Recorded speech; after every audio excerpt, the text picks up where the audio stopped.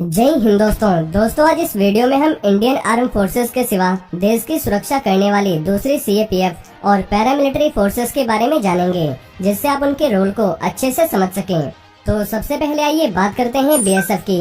दोस्तों, बीएसएफ को border security force के नाम से जाना जाता है। वहीं 1962 के वॉर के बाद एक यूनिफाइड सेंट्रल आर्म फोर्स बनाने की जरूरत पड़ी, ताकि पाकिस्तान की 3323 किलोमीटर लंबी सीमा की निगरानी की जा सके। तब 1 दिसंबर 1965 में इस पैरामिलिट्री फोर्स का गठन किया गया। साथ ही बीएसएफ को पूर्वी और पश्चिमी पाकिस्तान की सीमाओं पर तैनात किया गया है और 1971 के वॉर के बाद इन्होंने नए देश बने बांग्लादेश की सीमा की निगरानी की है।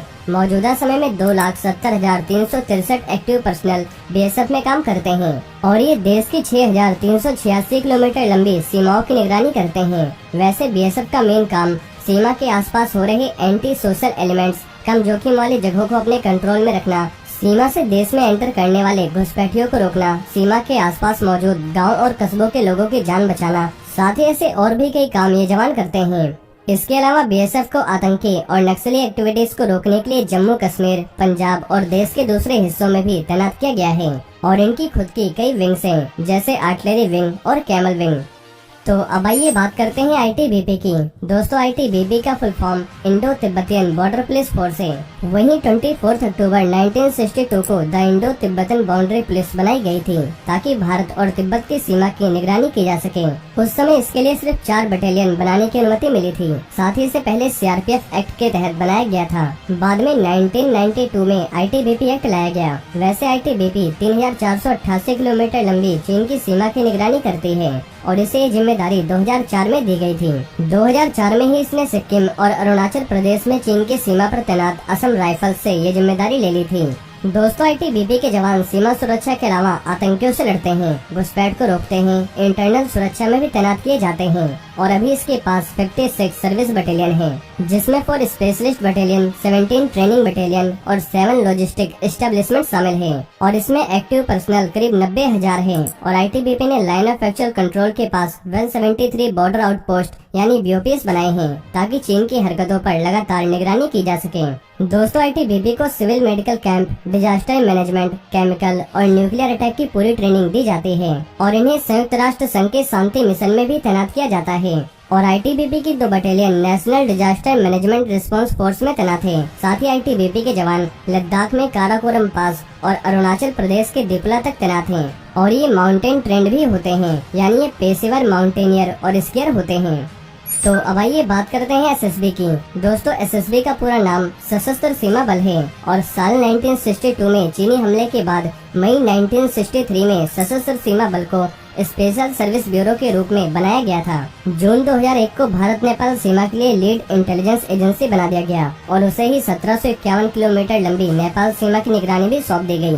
फिर मार्च 2004 में एसएसबी को 699 किलोमीटर लंबी भारत भूटान सीमा की निगरानी का जिम्मा भी सौंप दिया गया। वहीं दोस्तों, ये फोर्स रॉ इंटेलिजेंस ब्यूरो के फॉरेन इंटेलिजेंस डिवीजन की मदद भी करती है। नेपाल भूटान सीमा से सटे राज्यों में इनके सेंटर्स मौजूद हैं, जैसे यूपी, उत्तराखंड, बिहार, पश्चिम बंगाल, सिक्किम और अरुणाचल प्रदेश और करीब 94,261 एक्टिव पर्सनल एसएसबी में वर्किंग है।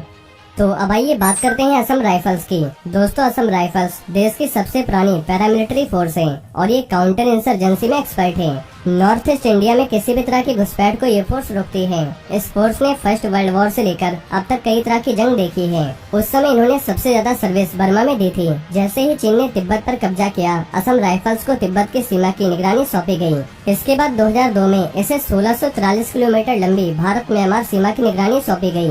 वहीं दोस्तों, असम राइफल्स भारतीय सेना का ही हिस्सा है। ये भारत, चीन और भारत म्यांमार सीमा पर अपनी सख्त निगरानी करती है। ये देश की सीमाओं की सुरक्षा के लिए लगातार तैनात रहती है। इसका कंट्रोल मिनिस्ट्री ऑफ डिफेंस और मिनिस्ट्री ऑफ होम अफेयर्स दोनों के पास होता है और इसमें 65,143 एक्टिव पर्सनल हैं। तो अब आइए बात करते हैं सीआईएसएफ की। दोस्तों, सीआईएसएफ का पूरा नाम केंद्रीय औद्योगिक सुरक्षा बल यानी सेंट्रल इंडस्ट्रियल सिक्योरिटी फोर्स है। सीआईएसएफ की संस्था की स्थापना सन 1969 में हुई थी और इस संस्था की स्थापना का मेन मकसद गवर्नमेंट इंडस्ट्रीज को सुरक्षा प्रदान करना था और पिछले कई सालों से ये फोर्स अपनी सेवाओं से देश की कई तरह से सुरक्षा कर रही है और सीआईएसएफ सीधे गृह मंत्रालय से जुड़ा हुआ है। वहीं इनकी खुद की कई स्पेशल पर्पस विंग्स हैं, जैसे फायर विंग जो किसी भी समय आग लगने जैसी समस्या से निपट सकती है। वहीं इसकी दूसरी विंग है स्पेशल सिक्योरिटी ग्रुप एसएसजी, जिसका काम वीआईपी लोगों को सुरक्षा देना होता है और सीआईएसएफ में करीब 1,64,000 एक्टिव पर्सनल हैं। साथ ही अगर इनके काम की बात करें तो जैसा कि इसके नाम से ही पता चल रहा है कि इनका मेन काम देश के बड़े इंडस्ट्रीज को सुरक्षा प्रदान करना है। इसके साथ साथ न्यूक्लियर इंस्टॉलेशंस, बंदरगाहों यानी seaports, airport, government and non official secret works, note press ऐसे इंडस्ट्रीज को सुरक्षा प्रदान करने का काम इस फोर्स को सौंपा गया है। और सीआईएसएफ के जवान आपको दिल्ली मेट्रो, वीआईपी सिक्योरिटी व गवर्नमेंट प्रोजेक्ट्स पर भी देखने को मिल जाएंगे। साथ ही इन्हें disaster management and fire management जैसे काम भी सौंपे गए हैं। तो अब आइए बात करते हैं सीआरपीएफ की। दोस्तों, सीआरपीएफ को सेंट्रल रिजर्व पुलिस फोर्स या केंद्रीय रिजर्व पुलिस बल भी कहते हैं और ये देश की सुरक्षा में बड़ी भूमिका निभाते हैं। दोस्तों, सीआरपीएफ देश के अंदर की सुरक्षा से लेकर बॉर्डर एरियाज की सुरक्षा और एंटी नक्सल ऑपरेशंस में भी बड़ा रोल निभाते हैं। साथ ही जम्मू एंड कश्मीर के ज्यादातर ऑपरेशंस में सीआरपीएफ के जवानों का बड़ा रोल रहता है।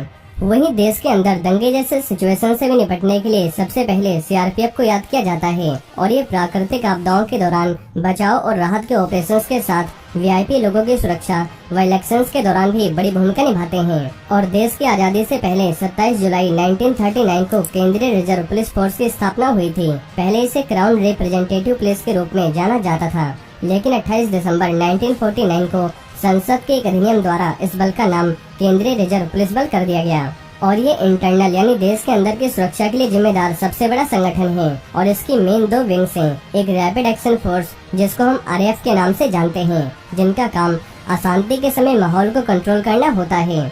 वहीं सेकंड विंग है कोबरा, ये एक कमांडो विंग है जिसे जंगल वॉरफेयर में एक्सपर्ट माना जाता है और इन्हें काफी हार्ड ट्रेनिंग दी जाती है जिससे नक्सलियों से निपट सकें। वहीं इसके अलावा भी इसके कुछ और विंग्स हैं जिनका काम थोड़ा अलग है, जैसे special duty group, valley quick action team, parliament duty group और मौजूदा समय में सीआरपीएफ में करीब 3,14,000 एक्टिव पर्सनल हैं, जिसकी वजह से ये देश व दुनिया की सबसे बड़ी पैरामिलिट्री फोर्स है।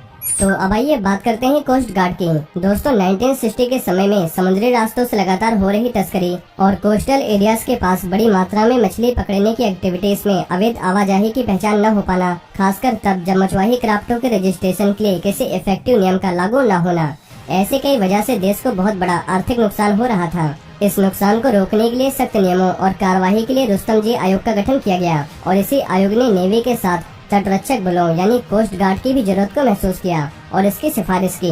फिर रुस्तम जी समिति की सिफारिशों पर सचिवों द्वारा विचार किया गया और 7 जनवरी 1976 को उन्हें स्वीकार कर लिया गया और इस तरह 1 फरवरी 1977 को इंडियन कोस्ट गार्ड को बनाया गया था। दोस्तों, इंडियन कोस्ट गार्ड एक पैरामिलिट्री फोर्स है पर इसका कंट्रोल मिनिस्ट्री ऑफ डिफेंस के पास है, यानी ये रक्षा मंत्रालय के अधीन काम करती है और कोस्ट गार्ड का मेन हेड डायरेक्टर जनरल यानी डीजी होता है। साथ ही कोस्ट गार्ड का मेन काम मछुआरों की सहायता करना, प्रदूषण जांचना व समुद्री क्षेत्रों की संपत्ति की रक्षा करना इनका मेन काम होता है और समुद्री संकट के समय इंडियन कोस्ट गार्ड के जवान ही सहायता करते हैं और समुद्र में किसी भी तरह की इलीगल एक्टिविटी जैसे स्मगलिंग वगैरह को रोकने का काम, सर्च एंड रेस्क्यू ऐसे कई काम ये जवान करते हैं और इनकी सैंक्शन स्ट्रेंथ करीब 14,000 है। तो अब आइए बात करते हैं एनएसजी की। दोस्तों, national security guard NSG Bharat की स्पेशल काउंटर टेररिज्म यूनिट है जिसका काम देश के अंदर आतंकी हमलों से निपटना है। इसके अंदर भी 10,000 एक्टिव पर्सनल काम करते हैं। इसका control ministry of home affairs के पास है। वहीं इसको 1984 में बनाया गया था। साथ ही इसमें जवान आर्मी और पैरामिलिट्री फोर्सेस से आते हैं। तो दोस्तों, मुझे उम्मीद है अब आप इन फोर्सेस के बारे में समझ